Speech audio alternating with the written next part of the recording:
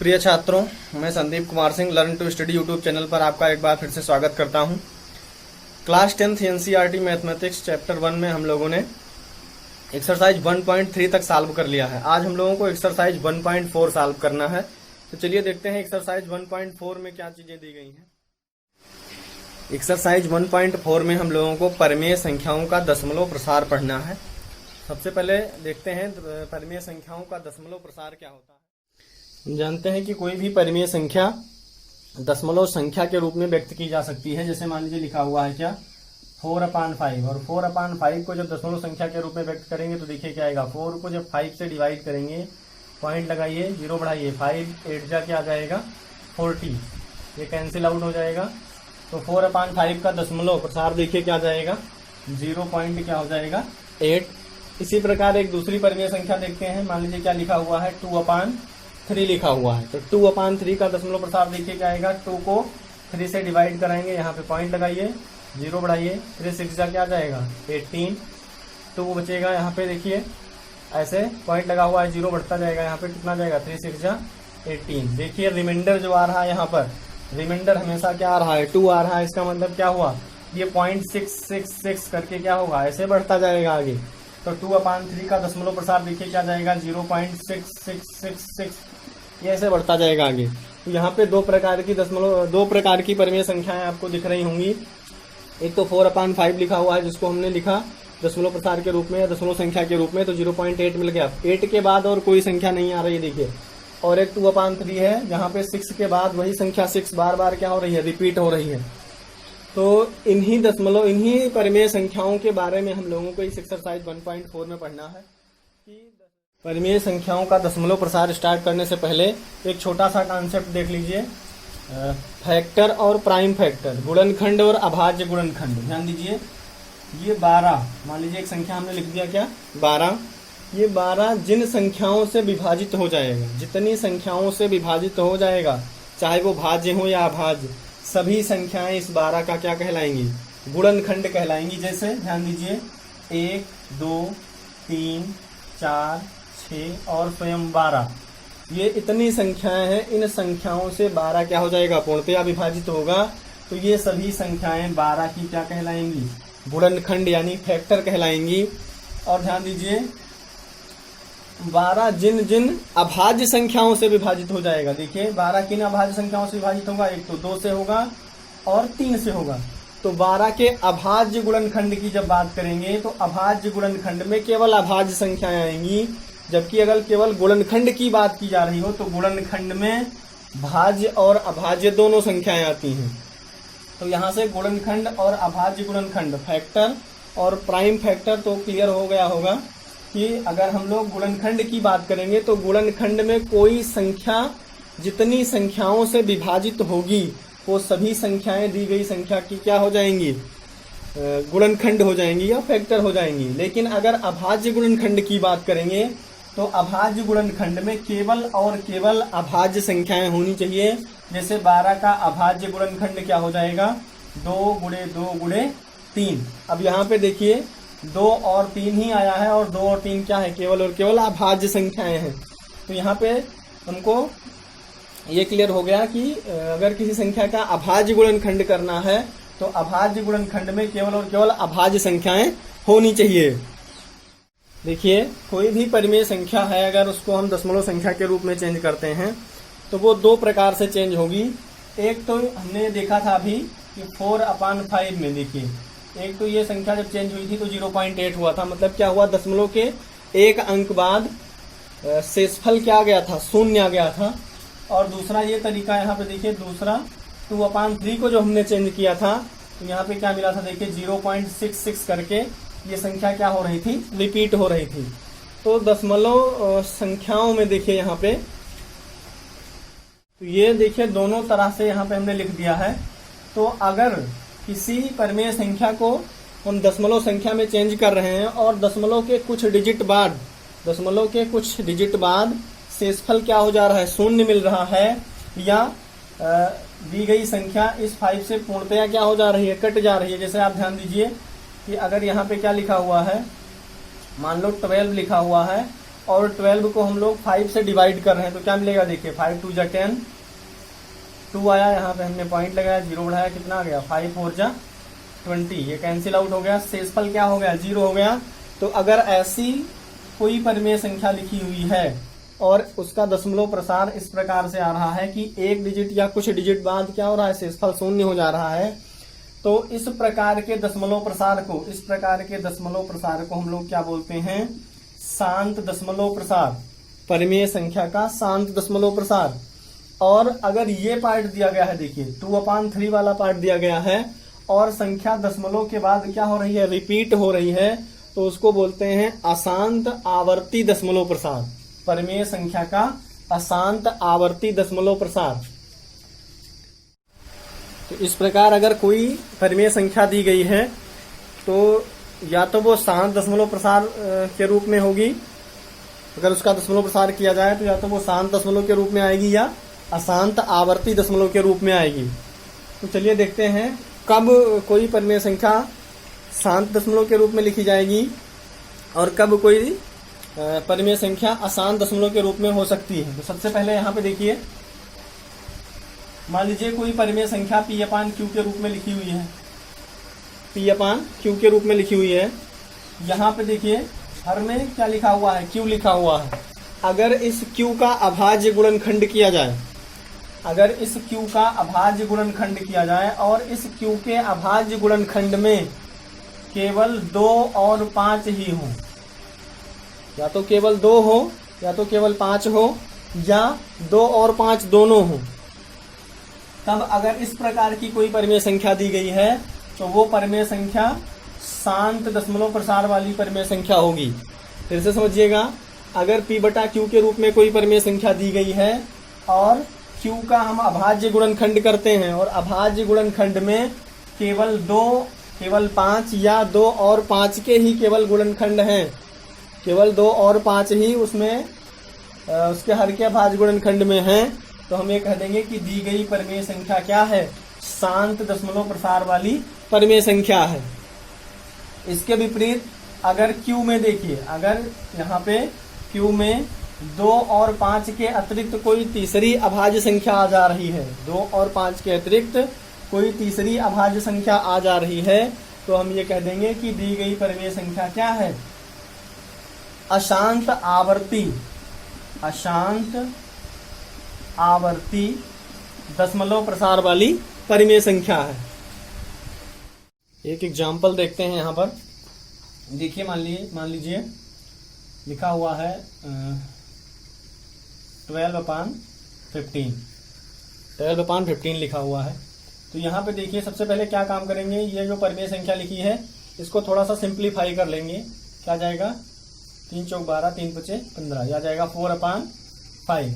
और उसके बाद हम ये चेक करेंगे कि डिनोमिनेटर में हर में जो संख्या लिखी हुई है उसका अभाज्य गुणनखंड करेंगे। तो हर में देखिए केवल और केवल 5 लिखा हुआ है और हमने आपको बताया है कि अगर किसी परिमेय संख्या के हर में क्या हो, 2 और 5 ऐसे क्या हो, गुणनखंड हो, तो वो संख्या क्या होगी, शांत दशमलव प्रसार वाली संख्या होगी। तो यहाँ पे जो 4/5 लिखा हुआ है, 4/5 लिखा हुआ है, ये शांत दशमलव प्रसार वाली संख्या हो जाएगी, शांत दशमलव प्रसार वाली परिमेय संख्या हो जाएगी। उसके बाद देखिए मान लीजिए दूसरा कोई क्वेश्चन दिया गया है, मान लो लिखा हुआ है 4/9। तो यहाँ पे देखिए 9 का जब हम यानी 9 का जब अभाज्य गुणनखंड करेंगे तो क्या मिलेगा, देखिए 9 का अभाज्य गुणनखंड क्या आएगा, 3 × 3। और अभाज्य गुणनखंड में देखिए 2 और 5 नहीं है, यहाँ पे केवल और केवल क्या लिखा हुआ है, 3 लिखा हुआ है। इसका मतलब जब 4/9 को आप दशमलव प्रसार में चेंज करेंगे या दशमलव संख्याओं में चेंज करेंगे तो ये क्या मिल जाएगा, यहाँ से आपको ये एक अशांत आवर्ती दशमलव वाली परिमेय संख्या मिल जाएगी, अशांत आवर्ती दशमलव वाली परिमेय संख्या हो जाएगी। तो इस प्रकार से देखिए अगर कोई परिमेय संख्या दी गई है उसके हर के गुणनखंड में केवल 2 और 5, हर के अभाज्य गुणनखंड में अगर केवल 2 और 5 आ रहा है, या तो केवल 2 हो या केवल 5 हो या 2 और 5 दोनों हो, इसके अतिरिक्त कोई तीसरी संख्या, कोई तीसरी अभाज्य संख्या ना हो, तो उसका दशमलव प्रसार कैसा होगा, शांत दशमलव प्रसार होगा। और अगर हर के गुणनखंड में 2 और 5 के साथ साथ या 2 और 5 के अतिरिक्त कोई तीसरी संख्या मान लीजिए, तीसरी अभाज्य संख्या 3, 3, 7, 11 करके कोई अभाज्य संख्या आ रही है, तो वो परिमेय संख्या क्या हो जाएगी? अशांत आवर्ती दशमलव वाली परिमेय संख्या हो जाएगी। उसके बाद एक्सरसाइज 1.4 देखिए। एक्सरसाइज 1.4 दिया गया है। एक्सरसाइज 1.4,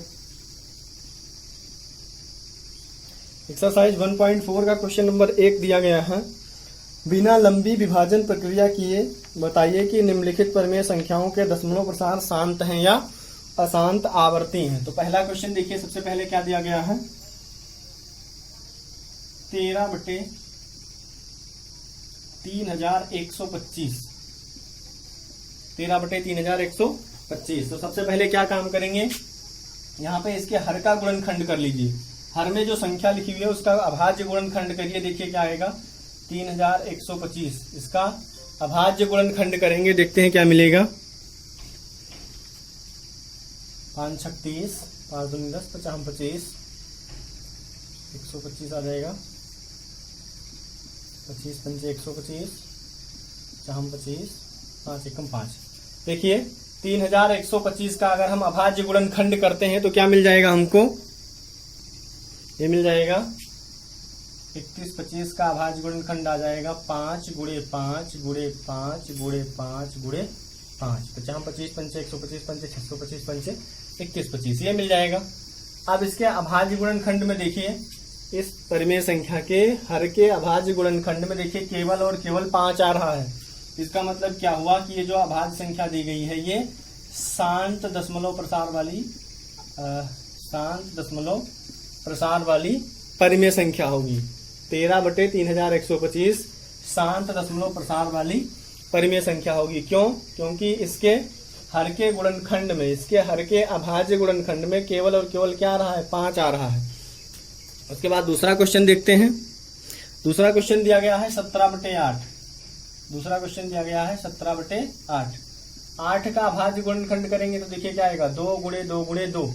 तो यहाँ पे आप देखिए कि ये दी गई परिमेय संख्या के हर का अभाज्य गुणनखंड करते हैं तो वहां पे अभाज्य गुणनखंड में केवल और केवल 2 आ रहा है। 2 के अतिरिक्त और कोई तीसरी संख्या नहीं दिख रही है, या कोई और संख्या, यहाँ पे कोई और अभाज्य संख्या नहीं है। यहाँ पे अगर 2 हो या 5 हो तो दी गई परिमेय संख्या क्या होगी? शांत दशमलव प्रसार वाली परिमेय संख्या होगी।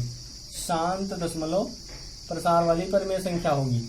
और 2 और 5 के अतिरिक्त कोई तीसरी संख्या यहाँ पे आ जाएगी तो क्या हो जाएगी? ये अशांत दशमलव प्रसार वाली। तो यहाँ पे देखिए 8 का अभाज्य गुणनखंड में केवल और केवल 2 आ रहा है, तो इसका मतलब ये 17/8 क्या है? शांत दशमलव प्रसार वाली परिमेय संख्या दी गई है। इसके बाद तीसरा क्वेश्चन देखते हैं क्या दिया गया है। तीसरा क्वेश्चन दिया गया है 64/455।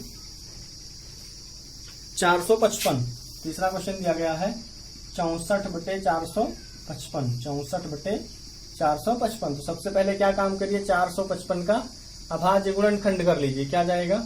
5 9 45, 5 एकम 5, 7 से काट दीजिए, 13 7 91 और 13 एकम 13।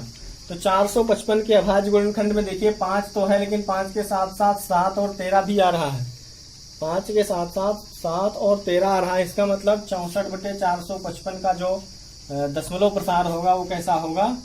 अशांत आवर्ती दशमलव प्रसार होगा। अशांत आवर्ती दशमलव प्रसार होगा। उसके बाद क्वेश्चन नंबर 4 देखिए क्या दिया गया है। क्वेश्चन नंबर 4 देखते हैं क्या दिया गया है। क्वेश्चन नंबर 4 में दिया गया है 15/1600, 15 डिवाइडेड बाई 1600। तो यहाँ पे देखिए सबसे पहले क्या काम करेंगे, थोड़ा सा सिंप्लीफाई कर लीजिए इसको। 5 से काट दीजिए, 5 नहीं 15, 5 नहीं 15, 5 दूनी 10, 320। ये कितना जाएगा? 3/320। और उसके बाद क्या काम करेंगे? 320 का अभाज्य गुणनखंड करेंगे। 320 का अभाज्य गुणनखंड कर लीजिए। क्या जाएगा? 16 दूना 32, 160, 2 अट्ठे 16, 40 आ जाएगा 20, 20 के बाद क्या आएगा? 10, 2 पंचे 10 और 5। तो 320 के अभाज्य गुणनखंड में देखिए 2 और आ रहा है और 5 आ रहा है। केवल 2 और 5 है। इसका मतलब क्या हुआ? दी गई परिमेय संख्या शांत दशमलव प्रसार वाली परिमेय संख्या है, शांत दशमलव प्रसार वाली परिमेय संख्या है। यहाँ पे हमको मिल जाएगा शांत दशमलव प्रसार वाली परिमेय संख्या है। तो इसी प्रकार से आप लोग 5वां क्वेश्चन सॉल्व कर लीजिएगा। 6वां क्वेश्चन देखिए क्या दिया गया है। 6वां क्वेश्चन दिया गया है, पहले का 6th पार्ट क्या दिया गया है, लिखा हुआ है 23/2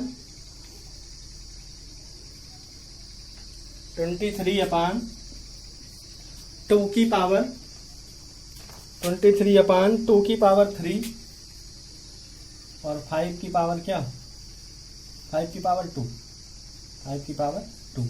यहां से देख सकते हैं, यहाँ पे लिखा हुआ है 23/2 की पावर 3, 5 की पावर 2। सबसे पहले आप देखिए हर को देखिए, तो हर में केवल क्या रहा है, 2 है और 5 है। अगर 2 की पावर 3 को क्या लिखेंगे तो क्या लिख सकते हैं, 2 गुणे 2 गुणे 2 और 5 गुणे क्या जाएगा ये 5। अगर 5 के स्क्वायर को लिखेंगे तो हर का गुणनखंड, अभाज्य गुणनखंड हर का देखिए, हर के अभाज्य गुणनखंड में केवल 2 और 5 दिया गया है। इसका मतलब क्या हुआ, दी गई परिमेय संख्या कैसी है, शांत दशमलव प्रसार वाली परिमेय संख्या है, शांत दशमलव प्रसार वाली ये परिमेय संख्या हो जाएगी।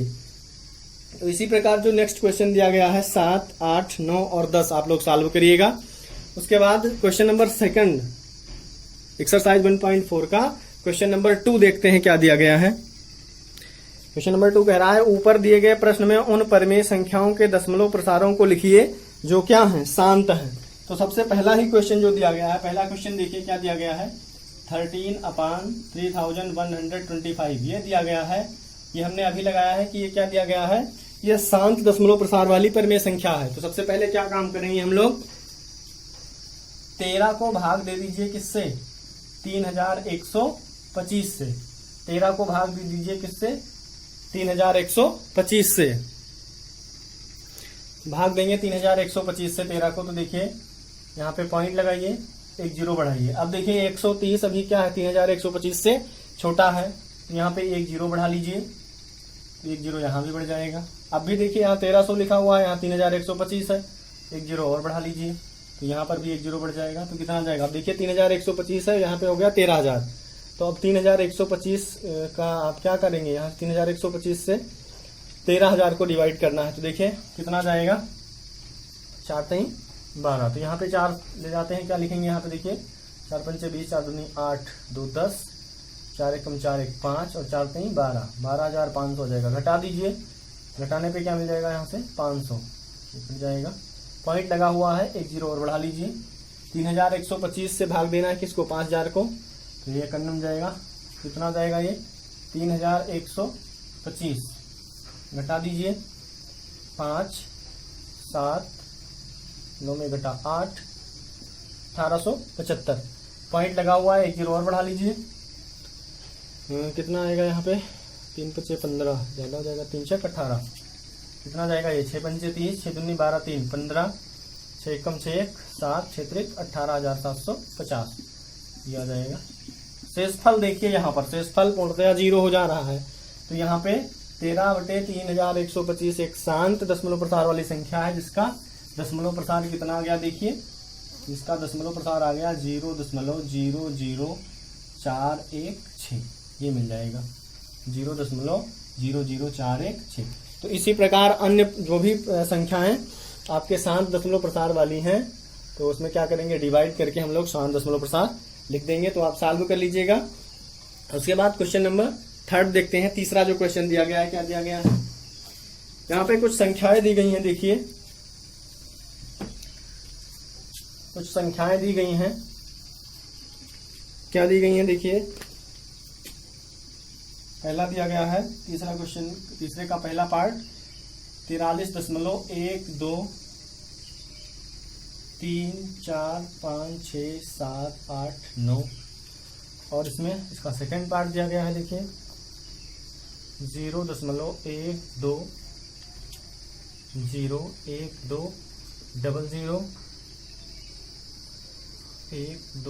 000 जैसे डाट डाट करके। और इसका तीसरा पार्ट दिया गया है, देखिए इसका तीसरा पार्ट दिया गया है 4 3.1 2 3 4 5 6 7 8 9। क्वेश्चन दिया गया है कुछ वास्तविक संख्याओं के दशमलव प्रसार नीचे दिए गए हैं या नीचे दर्शाए गए हैं। प्रत्येक स्थिति के लिए निर्धारित कीजिए कि यह संख्या परिमेय संख्या है या नहीं।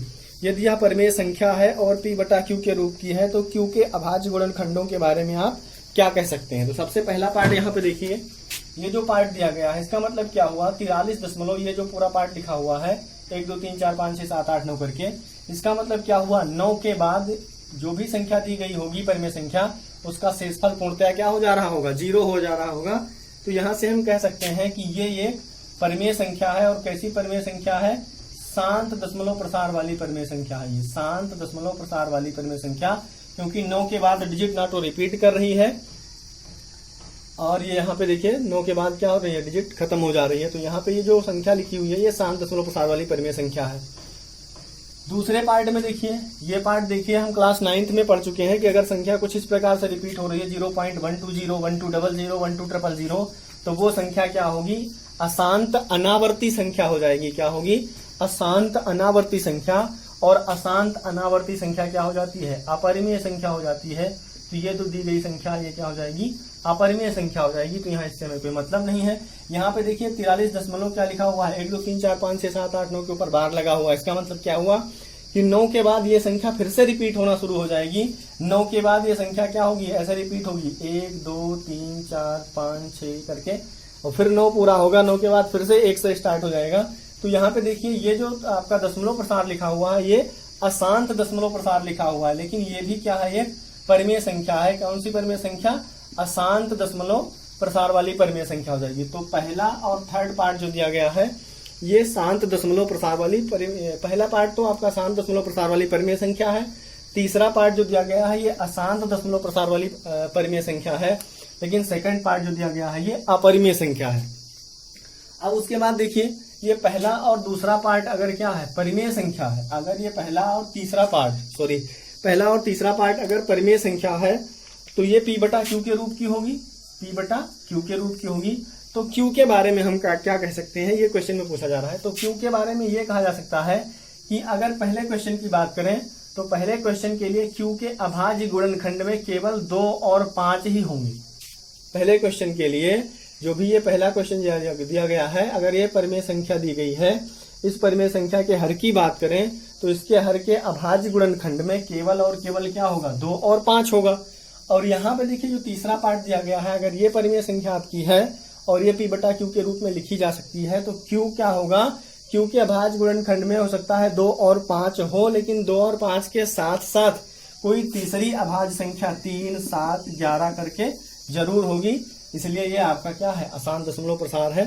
तो यहाँ पे q के बारे में हम क्या कह सकते हैं, q के बारे में ये कह सकते हैं q के अभाज्य गुणनखंड में, अगर पहले क्वेश्चन की बात करेंगे तो q के अभाज्य गुणनखंड में 2 और 5 केवल गुणनखंड के रूप में होंगे। और अगर इसकी बात करें तो इस वाले पार्ट में p बटा q में q के अभाज्य गुणनखंड में कोई तीसरी संख्या होगी, 2 और 5 के अतिरिक्त कोई तीसरी अभाज्य संख्या होगी। इसलिए ये दी गई संख्या क्या है, अशांत दशमलव प्रसार वाली संख्या है। तो ये एक्सरसाइज 1.4 आपकी कंप्लीट होती है। इसके लिए कुछ क्वेश्चन हम लोग लिख दे रहे हैं, देखिए अगर सॉल्व कर पाइएगा तो आप लोग लगाइएगा जरूर एक बार।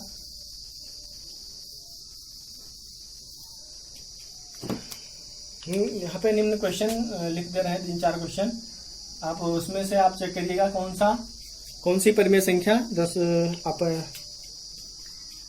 देखिए। क्वेश्चन दिया गया है, ये होमवर्क हो जाएगा आपके लिए। शांत और अशांत दशमलव प्रसार वाली परिमेय संख्या को वर्गीकृत करो। पहला क्वेश्चन दिया गया है 24/260। दूसरा क्वेश्चन लिखा हुआ है 50/190। तीसरा क्वेश्चन हो जाएगा आपका ये 23/780। उसके बाद चौथा क्वेश्चन देखिए दिया गया है 7/2 की पावर 3, 5 की पावर 3 और इंटू क्या जाएगा 7 लिख दीजिए। फिफ्थ पार्ट क्या दिया गया है 26/370। ये 5 क्वेश्चन आपके लिए होमवर्क हो जाएगा। उसके बाद हम लोग नेक्स्ट वीडियो में मिलेंगे बहुपद के साथ। बहुपद पढ़ा जाएगा। इसके बाद पॉलिनोमियल आपका जो सेकंड चैप्टर है